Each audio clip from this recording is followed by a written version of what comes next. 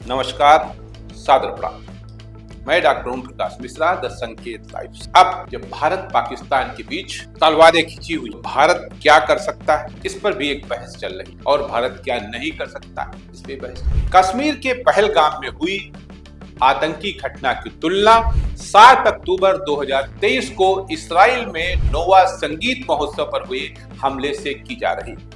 विशेषज्ञ आशंका जता रहे हैं कि कहीं पाकिस्तान ने इस हमले की प्रेरणा तो वहीं से नहीं ली। दुर्भाग्य से उत्तर हां की ओर संकेत करता है। ये पटकथा अब कश्मीर में दोहराई जा रही है। ये 2019 के पुलवामा हमले के बाद भारतीय भूमि पर हुआ सबसे बड़ा बर्बर आतंकवादी हमला। जन भावना उबाल पर है। पीएम नरेंद्र मोदी जैसे लोकप्रिय नेता के लिए ये जन अपेक्षा की एक बड़ी जिम्मेदारी बन गई। पुलवामा के बाद भारत ने बालाकोट में जैसे मोहम्मद के ठिकानों पर हमला किया था।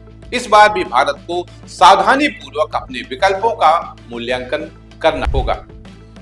शुरुआती प्रक्रिया से स्पष्ट है कि भारत साहसिक कदम उठाने को तैयार है। सिंधु जल संधि को निलंबित करने का निर्णय अत्यंत महत्वपूर्ण है। ये संधि 1965, 1971 के युद्ध और 1999 के कारगिल संघर्ष के बावजूद जारी रही थी। इस बार सरकार ने स्पष्ट निर्णय लेने का संकेत दिया। ऐसे समय में सांप्रदायिक सौहार्द अत्यंत आवश्यक है। वक्फ अधिनियम और अन्य विवादास्पद विषयों ने आंतरिक एकता पर क्वेश्चन मार्क लगा दिया। केंद्र सरकार को पश्चिम बंगाल और तमिलनाडु जैसे विपक्ष शासित राज्यों का समर्थन सुनिश्चित कर एकजुटता चेहरा प्रस्तुत करना चाहिए। सुखद है कि राजनीतिक दल इस बार एक मत प्रतीत हो रहे हैं। विपक्ष के नेता राहुल गांधी का गृह मंत्री को फोन करना और अन्य विपक्षी नेताओं का सरकार को समर्थन देना इस बात का संकेत है कि हालात 2019 के पुलवामा हमले से बिल्कुल अलग है। भारत ने यूक्रेन रूस युद्ध के दौरान रूस का साथ दिया, लिहाजा राष्ट्रपति पुतिन से कूटनीतिक समर्थन की उम्मीद की जा सकती है। चीन से पाकिस्तान के खिलाफ कठोर कदमों की अपेक्षा नहीं करनी चाहिए। चीन पाकिस्तान को चुपचाप समर्थन दे सकता है, विशेषकर सीपीईसी पर बलूच हमलों को लेकर, जिनका दोष पाकिस्तान ने भारत पर मढ़ा है। किंतु अन्य वैश्विक शक्तियों का समर्थन चीन को इस मसले पर खुलकर साथ देने से रोक सकता है। अमेरिकी रक्षा विभाग के पूर्व अधिकारी माइकल रूबिन ने पाकिस्तान के सेना प्रमुख आसिम मुनीर की तुलना ओसामा बिन लादेन से की है और अमेरिका में पाकिस्तान को आतंकवादी राष्ट्र घोषित करने की मांग की है। एक बहुत बड़ी बात है। उन्होंने भारत को इजराइल की तर्ज पर पाक के खिलाफ कार्रवाई करने की सलाह दी, लेकिन भारत को अपने विकल्पों का आकलन करना होगा। यूक्रेन, रूस और हमास इजराइल संघर्ष से स्पष्ट है कि पूर्ण युद्ध लंबा, थकाऊ और महंगा होता है। पाकिस्तान बांग्लादेश के साथ सैन्य संबंध मजबूत कर रहा है और सेना के कैंटोनमेंट क्षेत्रों तक पहुंच बना चुका है, जो 1971 के युद्ध के बाद पहली बार हो रहा है। वहीं बांग्लादेश में मोहम्मद यूनिस की चीन यात्रा और बंगाल की खाड़ी तक पहुंच की चर्चाएं क्षेत्रीय समीकरणों में बदलाव का संकेत हैं। भारत को पूर्व और पश्चिम दोनों मोर्चों पर युद्ध से बचना चाहिए, क्योंकि इससे विकास की दिशा यानी कि विकसित भारत जो 47 में होने की बात हो रही वो प्रभावित हो सकती है। निर्दोष नागरिकों को प्रभावित करने वाली इसराइल शैली की कार्रवाई भारत के सांस्कृतिक मूल्यों के विपरीत है। जैसा कि पीएम मोदी भी कह चुके हैं, ये युद्ध का युग नहीं।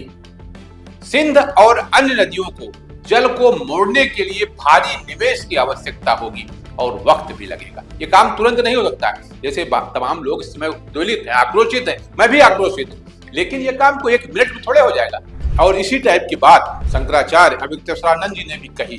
हमने पता किया कि सिंधु नदी का जल रोकने की क्या व्यवस्था भारत सरकार के पास है, तो पता चला कि सिंधु नदी का जल रोकने की कोई व्यवस्था ही नहीं है भारत सरकार के पास। और अगर भारत सरकार सिंधु नदी का जल पाकिस्तान में जाने से रोकने के लिए व्यवस्था करना शुरू करे तो कम से कम 20 साल लगेगा। कि पैसा कितना लगेगा वो तो छोड़ ही दो, 20 साल का समय कम से कम लगेगा, तब ही सिंधु नदी का जल रोक पाएगा भारत अपने यहाँ। और आप कह दे रहे हैं हम सिंधु नदी का जल रोक देंगे। मतलब कैसे, आप क्या कर रहे हो आप? इसका मतलब है कि जनता को मूर्ख बनाया जा रहा है। हाँ, वही तो हम कह रहे हैं कि जिसकी नाकामी है उसको पकड़ो, किसी न किसी की तो है। यही तो हम कह रहे हैं, वो जांच करके पता चलेगा। अगर हम जानते तो अभी तक हम गला पकड़ ले। ये कोई बच्चों का खेल थोड़े है कि कल हमने अमरूद दिया था आज वापस करो हमारा अमरूद, वो खा चुका है अमरूद। इसके अलावा अंतरराष्ट्रीय संघ को तोड़ना भारत की वैश्विक छवि को नुकसान पहुंचा सकता है। चीन पाकिस्तान की हर मौसम दोस्ती को देखते हुए चीन भी भारत के खिलाफ ऐसे ही कदम उठा सकता है। इसलिए कोई भी एक तरफा कार्रवाई न्योचित प्रतीत होनी चाहिए ताकि भारत पर सवाल न उठे। चीन के रणनीतिकार सुन त्यूज के अनुसार युद्ध जीतने का सबसे अच्छा तरीका है युद्ध शुरू ही न होने देना। किसी भी सैन्य कार्रवाई से पहले भारत को चीन और बांग्लादेश से उत्पन्न जोखिमों का आकलन करना होगा। चीन शायद सैन्य हस्तक्षेप नहीं करेगा, लेकिन बंगाल सीमा के निकट विशेषकर मुर्शिदाबाद और मालदा जैसे इलाकों में अवैध प्रवासियों को लेकर स्थानीय अशांति भड़क सकती है। समय की मांग है कि भारत के सामने एक कठिन प्रश्न है, रास्ता सोच समझकर चुनना होगा, पर यह दृढ़ और निर्णायक भी होना चाहिए। पाकिस्तान को वैश्विक स्तर पर अलग थलग करना, ISI को आतंकी संगठन घोषित कराना और बालाकोट से भी कड़ी कार्रवाई को अंजाम देना समय की मांग है। आज के इतना ही, नमस्कार।